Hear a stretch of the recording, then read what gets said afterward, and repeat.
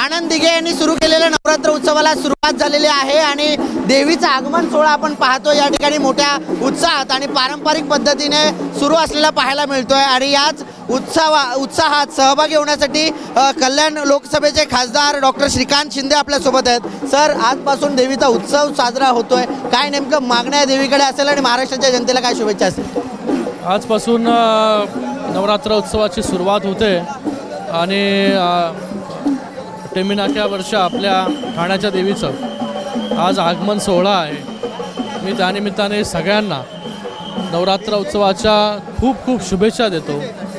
गेले 48 वर्ष हा उत्सव दिघे साहेबांनी 48 वर्षापूर्वी हा उत्सव सुरू केला आणि आज देखील त्याच उत्साहामध्ये हा उत्सव सुरू आहे।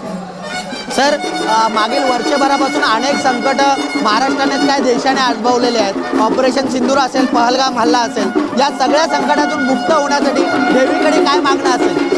नेहमीच देवीकडे काही मागायला लागत नाही, तिला सगळं माहिती असतं आणि मला वाटतं पूर्ण महाराष्ट्राला सगळ्या संकटातून जे आहे सुखरूप बाहेर काढण्याचं काम जे आहे हे देवी जे आहे ते नेहमी करत आलेली आहे। आपण देखील भारताचं प्रतिनिधित्व करण्यासाठी बाहेर गेला होतात, कशा प्रकारे हा अनुभव होता?